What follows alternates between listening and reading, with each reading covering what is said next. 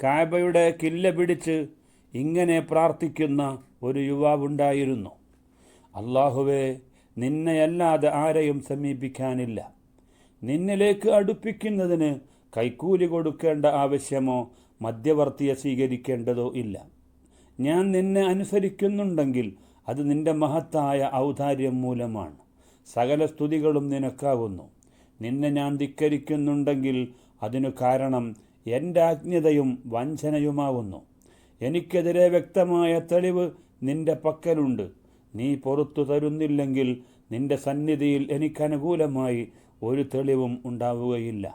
അപ്പോൾ ഒരു അശരീരിയുടെ ശബ്ദം കേട്ടു: ഈ ചെറുപ്പക്കാരൻ നരകത്തിൽ നിന്ന് മോചിതനായിരിക്കുന്നു എന്ന്. ചില പ്രാർത്ഥനകൾ അള്ളാഹുവിനെപ്പോലും ലജ്ജിപ്പിച്ച് കളയുന്നതാണ്. ഇമാം കുശൈരി തൻ്റെ റിസാലയിൽ ഇത് രേഖപ്പെടുത്തിയിട്ടുണ്ട്. അബ്ദുറഹ്മാൻ ഇബ്നു അഹ്മദ് പറഞ്ഞു: എൻ്റെ പിതാവ് പറയുന്നത് ഞാൻ കേട്ടു.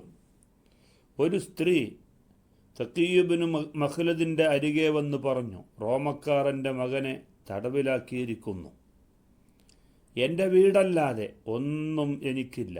അത് വിൽക്കാനാവില്ല. അവന് മോചനദ്രവ്യം നൽകാൻ പറ്റുന്ന ആരെങ്കിലും കാണിച്ചു തരൂ. എനിക്ക് ഉറങ്ങാൻ പറ്റുന്നില്ല. അദ്ദേഹം പറഞ്ഞു: ശരി, ഞാൻ അന്വേഷിക്കാം, ഇൻഷാ അല്ലാ. ഷെയ്ഖ് തല കുമ്പിട്ടിരുന്നു എന്തോ ജപിച്ചുകൊണ്ടിരുന്നു. കുറച്ചു ദിവസങ്ങൾ ഞങ്ങൾ കാത്തിരുന്നു. ഒരു നാൾ സ്ത്രീ തൻ്റെ മകനെയും കൂട്ടി ഷെയ്ഖിൻ്റെ അടുത്തു വന്നു. സ്ത്രീ പറഞ്ഞു: എൻ്റെ മകൻ തിരിച്ചു വന്നിരിക്കുന്നു. അവന് നിങ്ങളോട് എന്തോ പറയാനുണ്ട്. മകൻ വിശദീകരിച്ചു: ഒരു കൂട്ടം തടവുകാരോടൊപ്പം റോമൻ രാജകുമാരൻ്റെ മേൽനോട്ടത്തിലായിരുന്നു ഞാൻ. ദിവസവും ഞങ്ങളെ പണിക്ക് കൊണ്ടുപോകുന്ന ഒരു മേസ്തിരി ഉണ്ടായിരുന്നു. അയാൾ ഞങ്ങളെ മരുഭൂമിയിൽ കൊണ്ടുപോയി ജോലി ചെയ്യിക്കും. പിന്നീട് ചങ്ങലകളിൽ ബന്ധിച്ച് തിരിച്ചു കൊണ്ടുവരും. ഒരിക്കൽ സൂര്യാസ്തമനത്തിനു ശേഷം ജോലി കഴിഞ്ഞു തിരിച്ചു വരുമ്പോൾ പെട്ടെന്ന് ചെങ്ങല പൊട്ടി എൻ്റെ കാലിൽ നിന്ന് ഉതിർന്നു വീണു. മകൻ ആ ദിവസത്തെയും സംരംഭത്തെയും കുറിച്ച് വിശദമായി പറഞ്ഞു. അവൻ്റെ ഉമ്മ ഷെയ്ഖിനെ വന്ന് കണ്ട ദിവസമായിരുന്നു അത്. അവൻ തുടർന്നു: കാവൽക്കാരൻ എൻ്റെ മേൽ ചാടി വീണു. നീ ചങ്ങല പൊട്ടിച്ചല്ലേ എന്നാക്രോശിച്ചു. ഞാൻ പറഞ്ഞു: ഇല്ല, അത് കാലിൽ നിന്ന് ഊരി വീണതാണ്. അയാൾ ആശയക്കുഴപ്പത്തിലായി. അയാൾ അയാളുടെ കൂട്ടുകാരെ വിളിച്ചു. അവർ കൊല്ലനെ കൊണ്ടുവന്നു. എന്നെ വീണ്ടും ചെങ്ങല അണിയിച്ചു.